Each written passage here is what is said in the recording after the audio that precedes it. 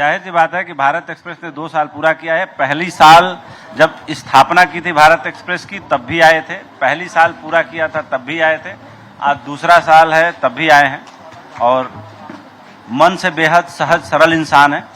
और मुझे लगता है कि वाजपेयी जी से लेकर के अभी तक की जो कैबिनेट है सब में मंत्री आप रहे हैं, लगातार मंत्री रहे हैं, 25 साल से अभी भी मंत्री है, कैबिनेट मिनिस्टर है और आपकी सहजता सादगी के लिए लोग जानते हैं और आपकी जो अनूठी कविताएं हैं जो चलते चलते बना देते हैं वो आपकी विशेषता है। सर जरूर कुछ आशीर्वाद दें हम लोगों को।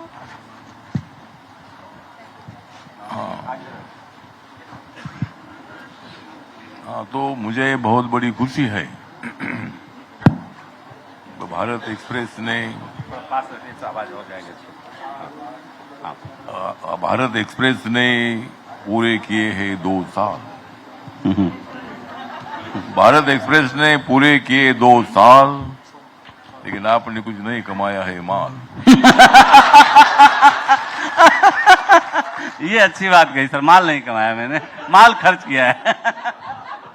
मैं हर साल आपका पूछता रहूंगा हाल।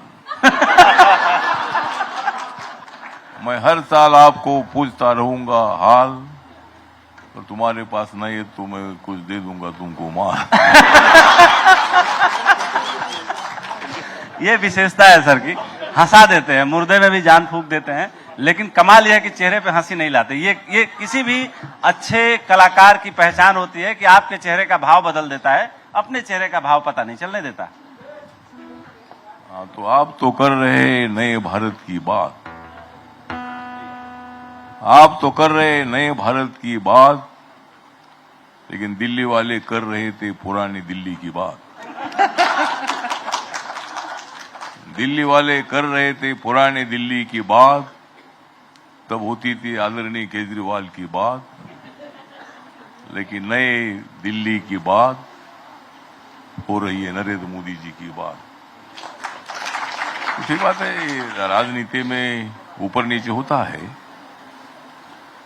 माननीय केजरीवाल जी हमारे अच्छे मित्र भी है, 3 साल उनको यहां सत्ता में रहने का मौका मिला। नरेंद्र मोदी जी भी तीसरी बार, वो भी 3 बार सत्ता में रहे। नरेंद्र मोदी जी भी तीसरी बार प्रधानमंत्री बने हैं। मैं भी तीसरी बार उनके मंत्रिमंडल में मंत्री बना हूं।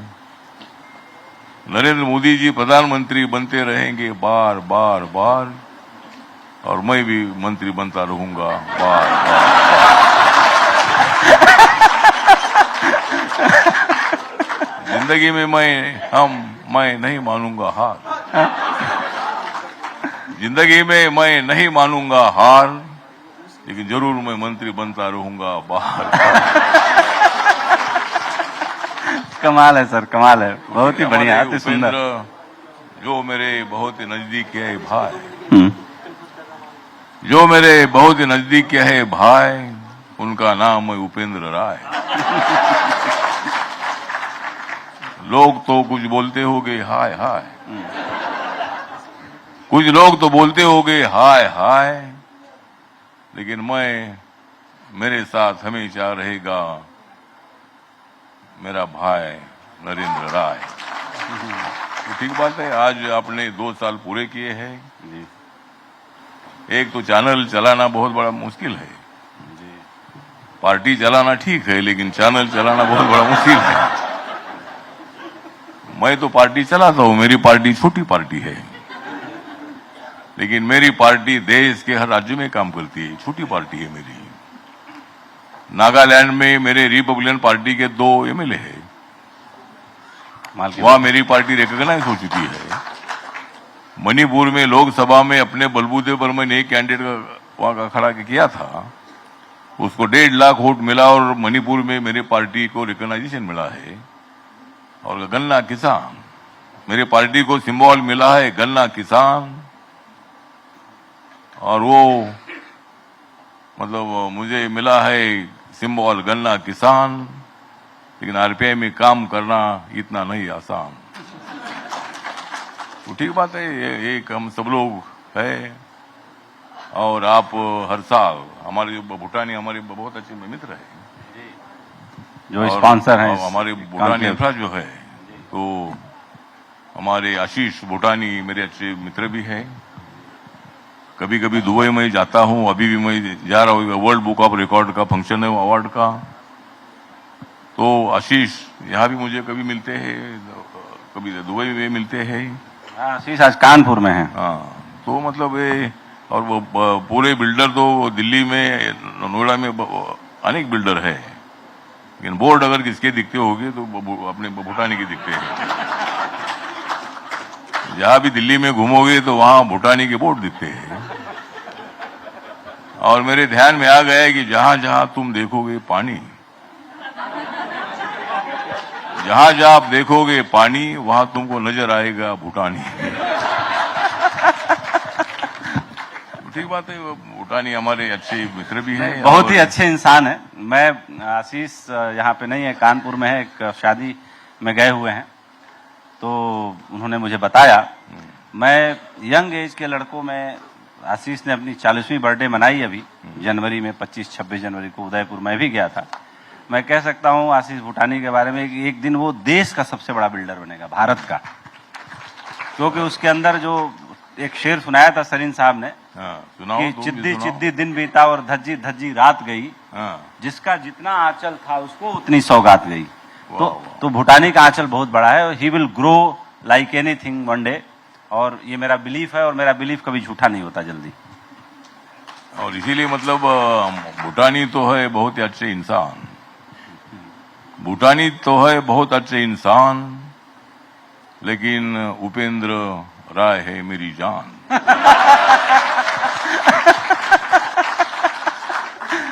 थैंक यू दोनों को मिलकर बढ़ानी है अपने भारत की शान। Thank you sir, thank you so much. दोनों को मिलकर बढ़ानी है भारत की शान, और इसीलिए हमारे उपेंद्र राय जी को बधाई देता हूं।